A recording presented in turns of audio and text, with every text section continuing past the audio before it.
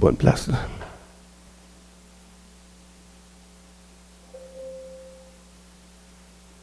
Les choses de l'esprit, on avait commencé ça la semaine passée, les choses de l'esprit. On avait commencé un petit peu avant, mais quand même, on est rentré vraiment dans le vif du sujet à partir de la semaine passée, parce que le chrétien est appelé à vivre par la foi. Vivre par la foi, c'est pas vivre par la vue, c'est complètement deux choses. Vivre par la foi, c'est vivre dans ce qu'on ne voit pas. Fait que les choses spirituelles, les choses invisibles. Puis on a vu la semaine passée qu'il y avait ce qui empêche la foi d'être efficace dans l'homme. C'est quoi? L'incrédulité. On a vu que l'incrédulité, c'est pas un manque de foi. L'incrédulité, c'est comme quelque chose qui enlève la foi. C'est comme un poids. On a tous une mesure de foi, on a tous la mesure de foi, et l'incrédulité vient comme deux forces. Vous savez, c'est comme, vous avez déjà joué avec des aimants, quand on les tourne de bord, ça fait comme une force qui se pousse. Hein? Bien, l'incrédulité et la foi, c'est deux forces qui ne se collent pas ensemble, ça s'enlève. Tu n'es pas capable de les coller ensemble. Donc, tu n'es pas capable de recevoir les promesses de Dieu quand tu as de l'incrédulité. Puis on a vu la semaine passée que l'incrédulité, elle venait de beaucoup de place, elle venait de la peur, elle venait de la connaissance, elle venait de la chair, parce que nous autres, on est prêts à croire ce qu'on touche, ce qu'on voit, ce qu'on entend, ce qu'on ressent, toutes ces choses-là, mais de croire en quelque chose qui on ne voit pas, qui n'est pas collé à la chair. Pourtant, on a tous été sauvés par la foi, dans quelque chose qu'on n'a jamais vu. Puis on a cru dans quelque chose qu'on n'a jamais vu. La foi, c'est là. Et puis, on va continuer dans le domaine de la foi aujourd'hui, mais parce qu'on m'a posé des questions. Oui, mais on n'a pas tous la même mesure de foi. Oui, on a tous la même mesure de foi. On va expliquer pourquoi je dis ça, puis pourquoi les Écritures aussi nous montrent que la foi, c'est parce qu'on la comprend mal quand on dit comme moi, mais moi, j'ai pas de foi. Mais là, tu as la foi de ne pas croire. Tu as la foi dans des mensonges. On a tous la foi, mais on n'a pas tous la même manifestation de la foi.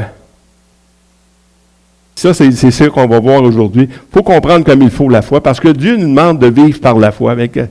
C'est quoi la foi? Puis pour bien des gens, la foi, c'est quelque chose d'intérieur qui ne se voit pas.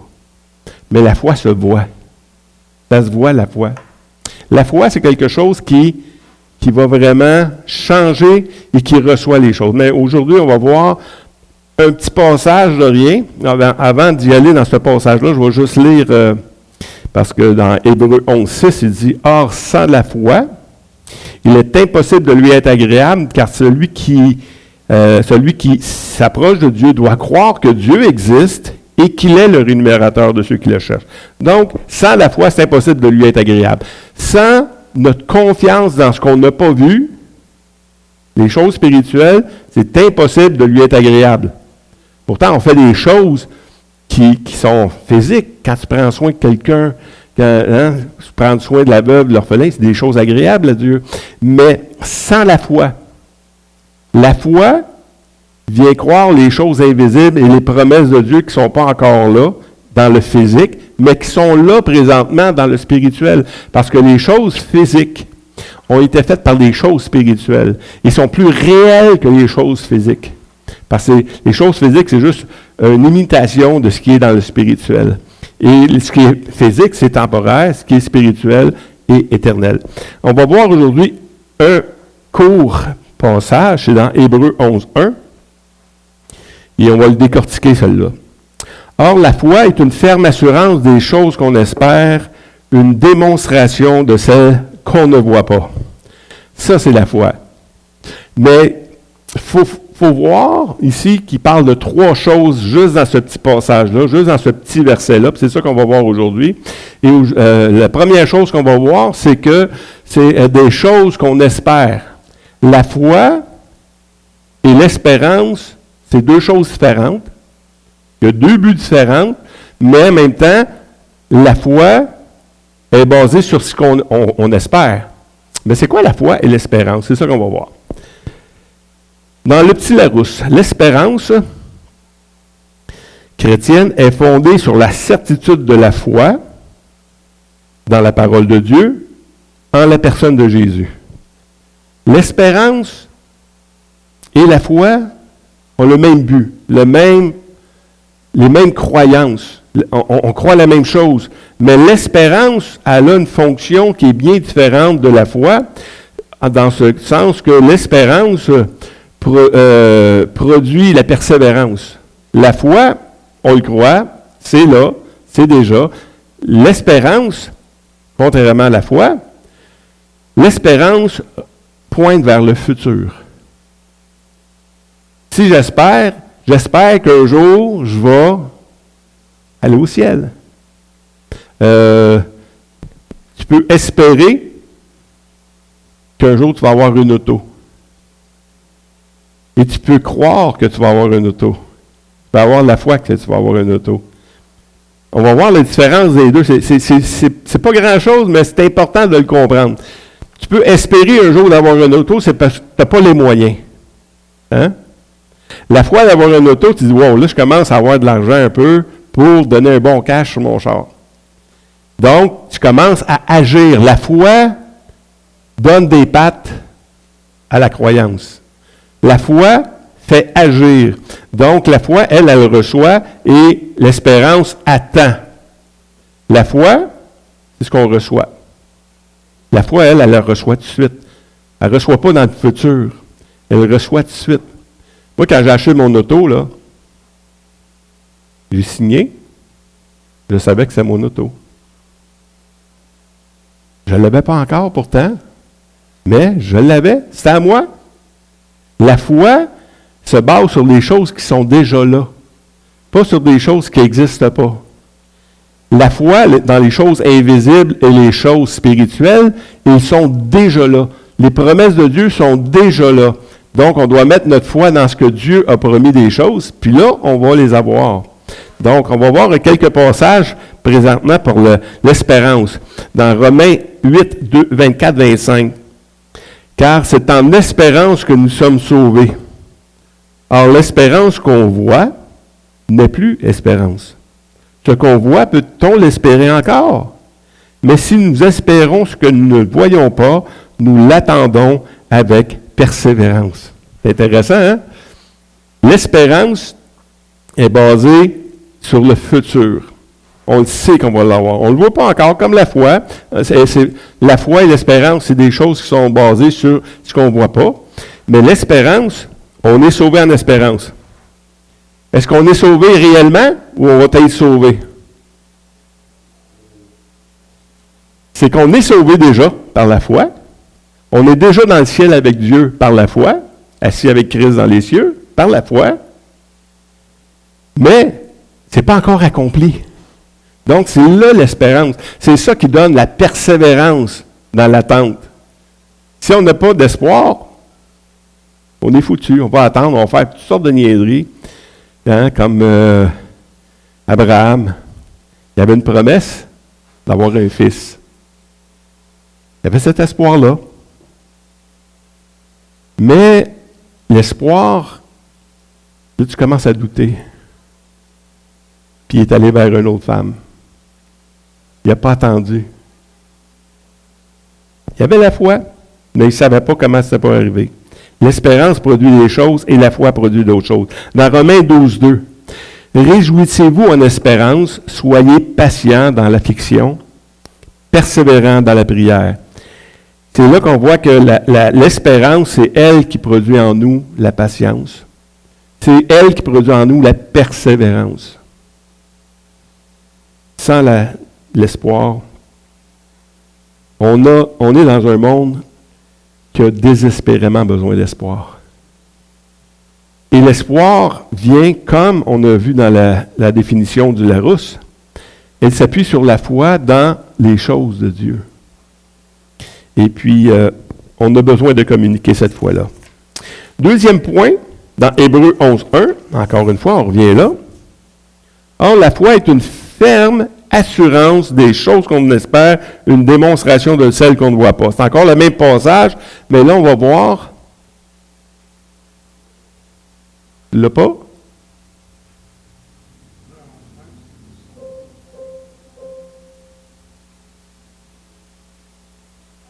Tu l'as pas?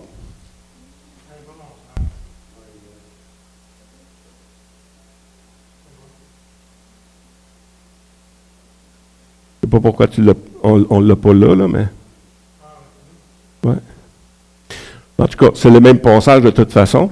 Fait qu'on va voir, peut-être qu'il n'est pas écrit dans les choses, mais le prochain, c'est quoi que tu as? Mêlé? OK. On va laisser faire le PowerPoint. Je ne sais pas pourquoi ça ne marche pas, mais il n'est pas là. Donc, on va voir le deuxième point Or, la foi est une ferme assurance. La ferme assurance, ça présente la foi. La foi, c'est quelque chose que tu crois malgré tout. Tout ce qui peut arriver, ça va te donner une ferme assurance. Si tu n'as pas une ferme assurance quand tu pries, par exemple, tu ne l'auras pas. Parce que celui qui prie doit croire que les choses qu'il a priées vont arriver. Mais ça prend une assurance pour ça. Si tu pries parce que tu en vois souvent qui prient en espérant que ça va arriver, que peut-être ça va arriver, ça n'arrivera pas. L'espérance ne fait pas arriver les choses. Ce qui fait arriver les choses, c'est la foi. La foi dans l'espérance, et ainsi de suite. Fait qu'on voit que ça change les choses un peu. Il dit, or la foi est une ferme assurance. Dans Hébreux 6, 11 à 12, je vais vous le dire, nous désirons que chacun de vous montre le même zèle pour conserver jusqu'à la fin une pleine espérance, en sorte que vous ne vous le relâchez point et que vous imitiez ceux qui, par la foi et la persévérance, héritent les promesses. Donc, c'est une pleine assurance. On ne se relâche pas. Ça fait de la persévérance également. La foi et la persévérance, on hérite des promesses. C'est avec les deux qu'on hérite les promesses. Dans Romains 4, 20, 21, on va vous laisser voir vos Bibles et d'écrire les choses également, vu qu'on n'a pas le PowerPoint ce matin. Dans Romains 4, 20 à 21, il dit, il ne douta point par incrédulité au sujet de la promesse de Dieu, mais il fut fortifié par la foi, donnant gloire à Dieu et ayant une pleine conviction que ce qu'il promet, il peut aussi l'accomplir. La foi est basée sur la parole de Dieu, mais ça doit être la foi, là, c'est une pleine conviction. Quand je vois du monde s'énerver pour des choses, je dis, il n'y a pas de foi. La manifestation de la foi n'est pas là. Parce qu'il s'énerve. Si tu as la foi, tu ne t'énerves pas. Tu le sais que ça va arriver. Dieu te l'a promis, ça va arriver. Tu ne sais pas quand. Tu sais que tu l'as. C'est déjà promis. Hein? C'est comme ton auto. Tu le sais déjà. Tu as déjà signé ton auto. Tu ne l'as pas encore, mais tu sais que ça s'en vient. Il peut y avoir des retards. Mais si Dieu l'a promis, ça va arriver certainement. Donc, il faut croire vraiment puis avoir cette pleine assurance-là. Une pleine conviction. L'espérance attend les promesses et la foi les reçoit. Dans Galates 3,14, Galates 3,14,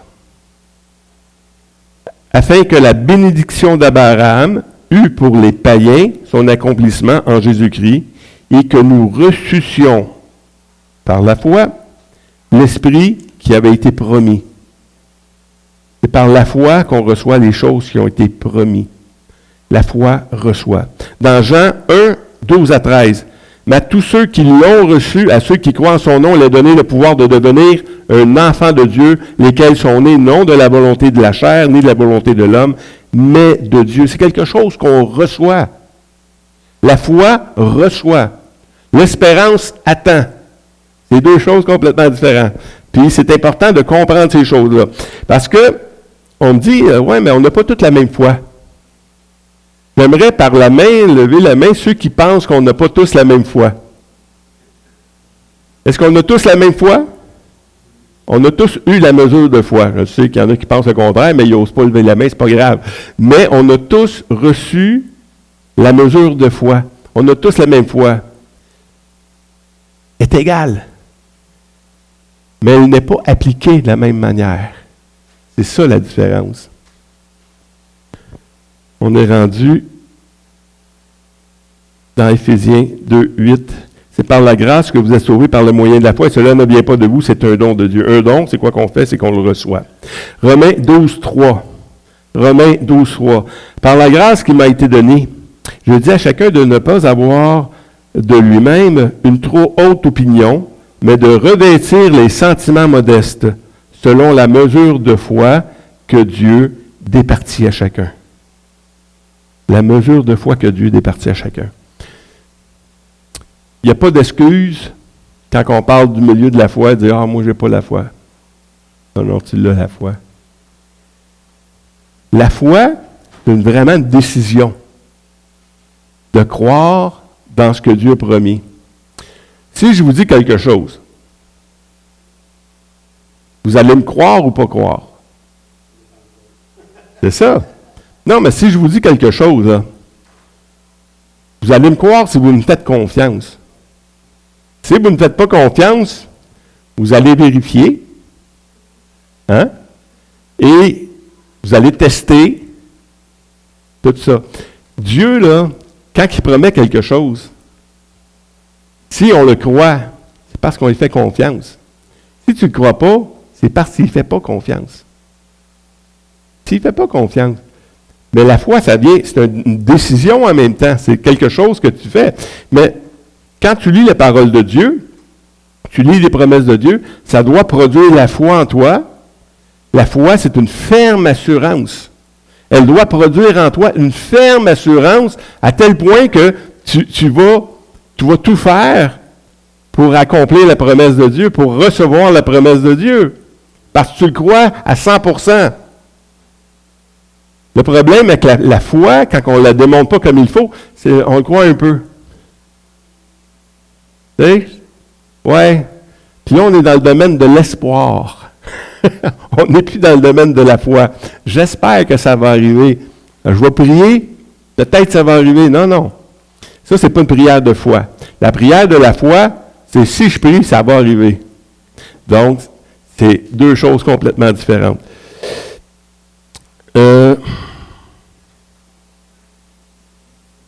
Dans Actes 14, 8 à 10.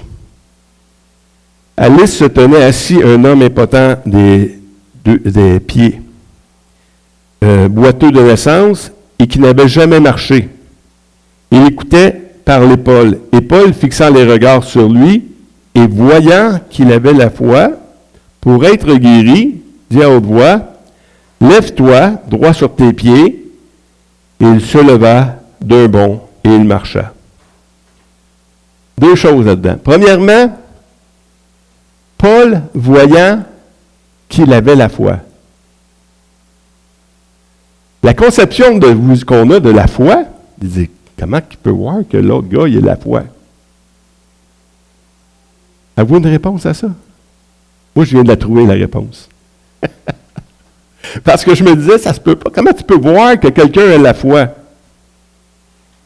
Parce qu'on dirait que la foi, c'est intérieur. Tu sais, c'est dans mon cœur. Je vais croire dans mon cœur, puis il n'y a personne qui peut voir ça. Mais la foi, la vraie foi, là, elle se voit. Comment elle se voit? On revient à Hébreux 11, 1. Or, sans la foi, il est impossible de lui être agréable, car celui qui s'approche de Dieu doit croire que Dieu existe. Non, c'est pas celle-là, excusez, je viens de me tromper de celle-là ici. Or, la foi est une ferme assurance des choses qu'on espère. La foi est aussi une démonstration de celles qu'on ne voit pas. La foi est une démonstration. Une démonstration. La foi, c'est pas juste « je crois ». La foi, c'est que ça va te faire bouger. Si tu ne bouges pas, si tu n'agis pas, si ta vie n'est pas transformée, tu ne montres pas que tu as de la foi. Parce que la foi, c'est une manifestation des choses qu'on ne voit pas. Par exemple, on va revenir au salut. Bon, j'ai été sauvé. Je fais quoi maintenant? Ben, j'agis comme un enfant de Dieu. par la foi, ça va me faire bouger, il va y avoir une démonstration dans ma vie, il y a des choses qui vont changer. S'il n'y a rien qui change, c'est pas une vraie foi. Ta foi est vaine. Même, je ne sais pas si c'est Jacques, où il dit, la foi sans les œuvres est vaine. Hein?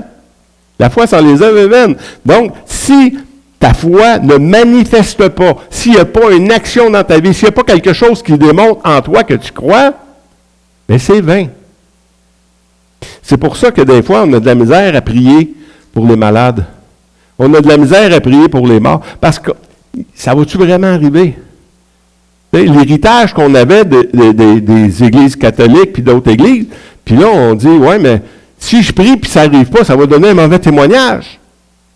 Ça, c'est un mensonge. C'est pas une manifestation de foi.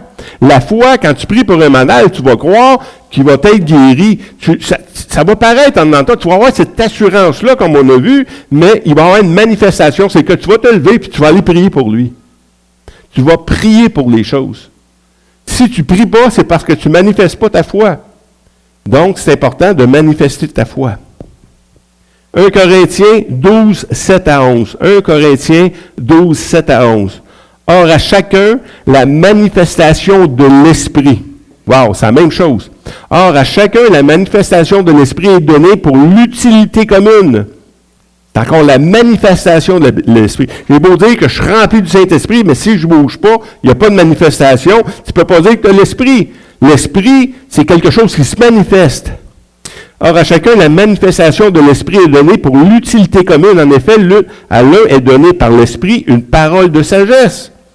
À un autre, une parole de connaissance, selon le même Esprit. Et à un autre, la foi. La foi, encore là, est donnée. Donc, manifestation de l'Esprit, la foi. Ça se démontre, la foi. Par le même Esprit. Et un autre, le don de guérison par le même Esprit. Et un autre, le don d'opérer des miracles. Et un autre, la prophétie. Et un autre, le discernement des esprits. Et un autre, la diversité des langues. Et un autre, l'interprétation des langues. Un même et seul Esprit opère toutes ces choses et les distribue à chacun en particulier comme il veut. Il n'a pas dit ici, il les distribue à quelques-uns en particulier. Il les distribue à chacun.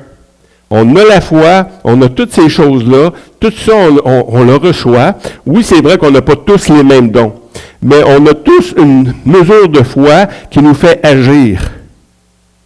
Par exemple, moi, je ne donne pas à l'Église parce que je n'ai pas eu le don de la libéralité. Là, tu peux te défendre là-dessus. Hein? Ben, c'est ça. Il y a des gens qui se défendent. Moi, je ne vais pas prier pour les malades parce que je n'ai pas le don de guérison. Non, non. On est tous appelés à prier pour les malades. On est tous appelés à exercer ces dons-là. Mais c'est des choses qui s'exercent. C'est une manifestation de ces choses-là. Dans Matthieu 8, 8 à 10, le centenier répondit, « Seigneur, je ne suis pas digne que tu entres sous mon toit. » Hein? C'est lui qui avait envoyé Jésus chercher, là. « Mais dis seulement un mot à mon serviteur, et mon serviteur sera guéri. Car moi qui suis soumis à des supérieurs, j'ai des soldats sous mes ordres, et je dis à l'un, va, et à l'autre, et il va. À l'autre, viens, et il vient. Et à mon serviteur, fais cela, et il le fait. Après avoir entendu, Jésus fut dans l'étonnement, et il dit à ceux qui le suivaient, je vous le dis, en vérité, même en Israël, je n'ai pas trouvé une aussi grande foi. C'est pas qu'il y avait plus de foi que les autres, c'est qu'il a manifesté une foi plus grande que les autres. Il dit, viens même pas me toucher, fais juste dire un mot, puis mon serviteur va être guéri. Ça, c'est une manifestation de la foi. Je veux dire, je te crois tellement, Seigneur, là, que fais juste dire un mot, puis il va être guéri. Wow! Ça, c'est une manifestation de la foi. Il n'y a pas de plus grande foi, mais il n'y a pas vu de plus grande manifestation de la foi que celui-là. 1 Corinthiens 13, 13. Maintenant, ces trois choses demeurent, la foi, l'espérance et la charité, qui est l'amour. Mais la plus grande de ces choses, c'est la charité. Comment qu'on manifeste, d'après vous, la foi? La meilleure ou la place la plus évidente de démontrer que tu as de la foi, c'est dans l'amour. Dans l'amour pour Dieu. Quand tu aimes Dieu, là, puis tu dis j'ai la foi, si tu as vraiment la foi en Dieu, tu vas manifester ton amour envers Dieu. Tu vas vouloir le connaître davantage. Donc, tu vas vouloir lire ta Bible davantage. Donc, tu vas vouloir t'assembler avec des frères davantage, pour l'aimer davantage. Pas pour être aimé. Si tu t'assembles et tu lis pour être plus aimé de Dieu, tu es dans une religion, tu es encore là-dedans. Tu es encore à essayer de mériter Dieu. Ça, c'est la religion. On est en train de dire ici, si tu lis ta parole pour toi aimer plus Dieu et mieux le connaître, si tu t'assembles pour le connaître et l'aimer plus, là, tu me fais une démonstration de la foi. Ton amour pour Dieu est une manifestation de ta foi. Quand les gens disent « je crois, mais je croyais, mais pas pratiquant », ça n'existe pas. Si tu es croyant, tu vas pratiquer. Parce que si tu crois, la foi elle se démontre. Elle se démontre pour ton attitude, ton amour pour Dieu, premièrement. Pour Dieu, premièrement. Dans Luc 7, 47, 48 et 50, il dit, c'est pourquoi je te le dis. Ses nombreux péchés ont été pardonnés car elle a beaucoup aimé, mais celui à qui on pardonne peu, aime peu. Et il dit à la femme, tes péchés sont pardonnés.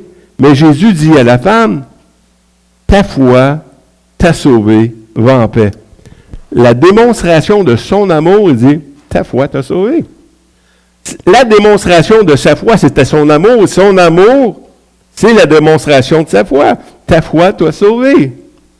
C'est quelque chose de voir que la foi, ça a des pattes. Dans Luc 17, 5 à 6, les apôtres dirent au Seigneur, « Augmente-nous notre foi. » Et le Seigneur dit, « Si vous aviez la foi comme un grain de sénévé, vous iriez à ce sycomore, déracine-toi et plante-toi dans la mer, et il vous obéirait. » Les apôtres, ces sont-là, « J'ai pas de foi pour ça. Augmente ma foi. » Non, tu l'as déjà la foi, parce que si tu avais la foi gros comme ça, tu dirais ça, puis ça se passerait.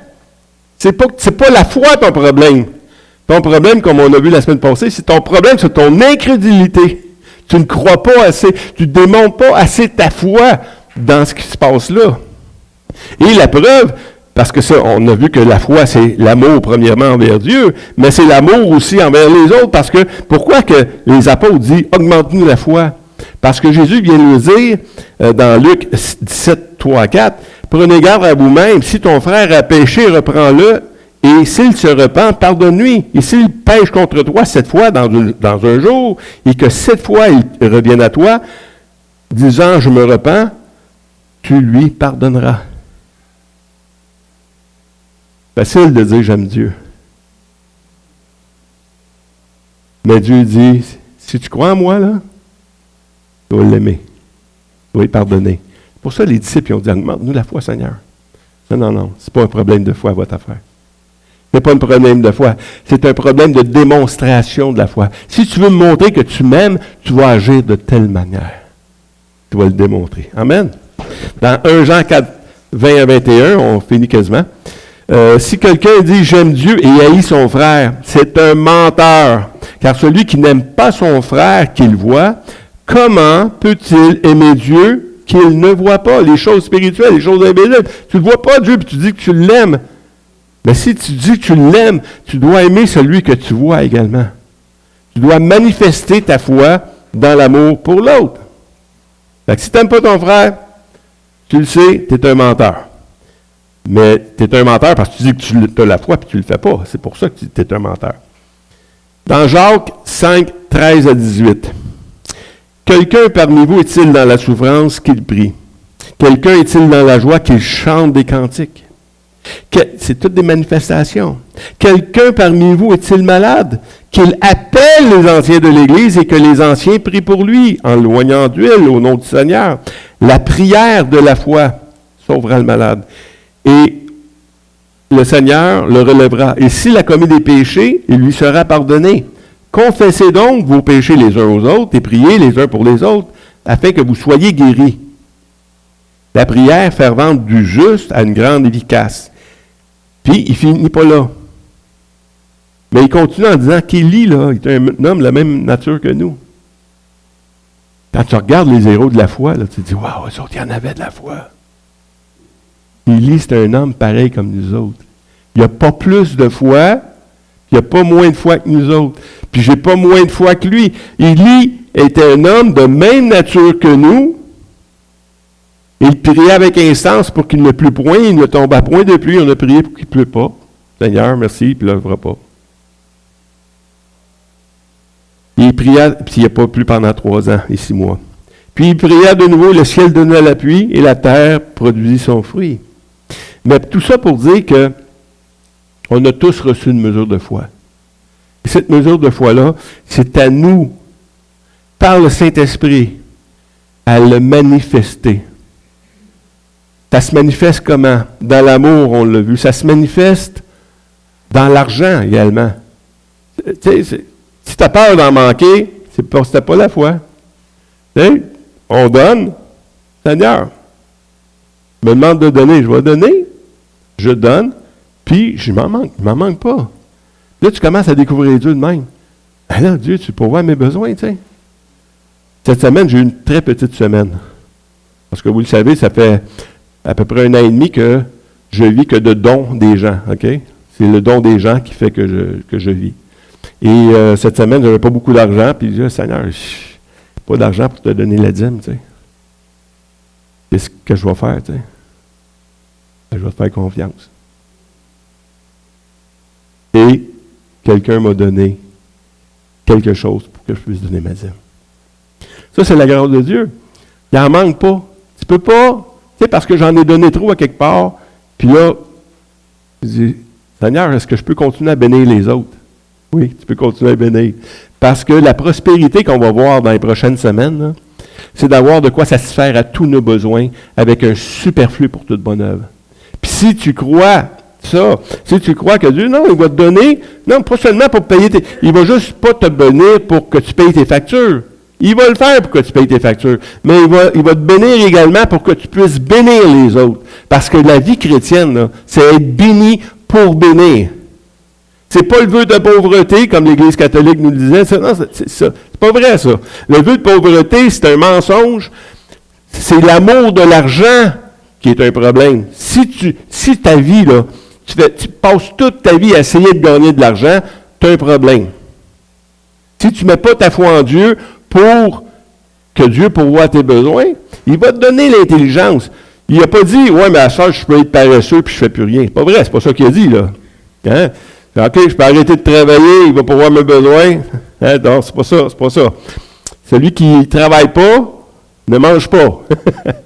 C'est ça qu'il a dit.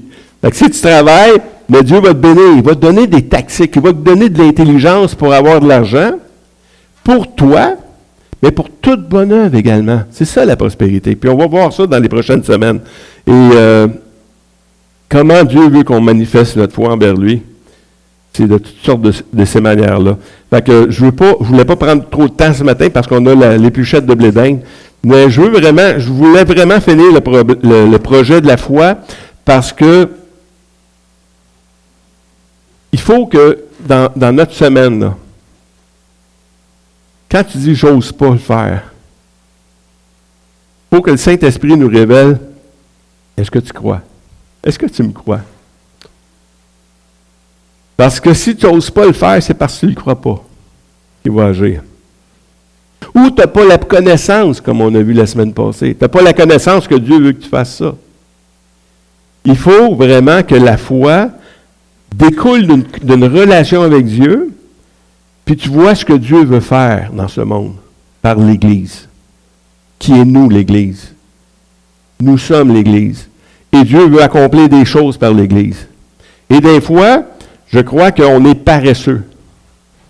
On dit, ouais, ben, ça ne servira pas à grand-chose, tu sais. Non. La moindre chose, l'échec d'un chrétien, c'est de ne rien faire. Ose croire Dieu Parce que Dieu nous a donné des talents, des dons aux hommes. Il nous a tout donné ça, puis on doit le mettre en application. Puis on va voir la semaine prochaine, là, quand tu ne mets pas ton don en application, c'est quoi qui se passe? Et quand tu le mets en application, c'est quoi qui se passe? Fait que c'est intéressant. Fait qu'on va voir ces choses-là. Puis je voulais finir avec la foi aujourd'hui. Je sais qu'on a parlé pendant 2 semaines des fois. Ouais, ben, est-ce que vous compreniez la foi? La foi,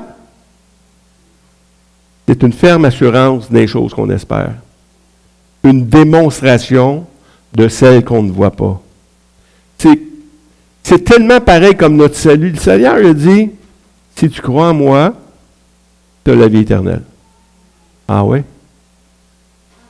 Est-ce que vous le voyez que vous êtes sauvé? Est-ce que vous le sentez que vous êtes sauvé? Non. Ça ne se sent pas avec les sens, ça, si on est sauvé. C'est la foi qu'on a mis en lui qui fait qu'on est sauvé, puis on le croit, puis ça produit en nous de l'espérance. Et la parole de Dieu continue encore à nous produire de la foi, puis ça vient d'une conviction tellement forte que ça me fait bouger maintenant. Je sais que je suis un chrétien, puis je dois manger maintenant comme un chrétien. Je dois manger comme un chrétien en même temps. Parce qu'un chrétien, ça mange la bouffe de chrétien. Ça lit la parole de Dieu. Si tu ne lis pas la parole de Dieu, pose-toi la question. Tu sais, si tu es un bœuf, tu vas manger de la bouffe de bœuf. Mais si tu es un chrétien, tu vas manger de la bouffe de chrétien qui est la parole de Dieu. Si tu ne manges pas ça, c'est que tu es malade ou tu es proche de mourir. Fait qu'il faut développer cette habitude-là de voir les choses spirituelles puis de vivre les choses spirituelles. Puis je veux aller encore plus loin avec l'Église là-dedans. Parce que trop souvent, l'Église n'a pas cette lumière-là dans ce monde. Il n'y a aucune différence entre un gars qui croit et un gars qui ne croit pas. Parce qu'il ne met pas en application sa foi. Mettons en application notre foi. Puis là, je ne suis pas en train de fesser sa tête de tout le monde. Je fais sur nous autres, notre tête à nous autres, les chrétiens. On ne le fait pas. Pourquoi on ne le fait pas? Parce qu'on pense que ça ne change rien. Non, ça va changer de quoi? Parce que le monde a besoin de voir ce qu'ils ont vu dans le temps de Jésus, des miracles. Ils ont besoin de voir des gens qui prêchent la parole. Ils ont besoin de voir toutes ces choses-là. Mais si tu crois vraiment, c'est ce que tu vas faire.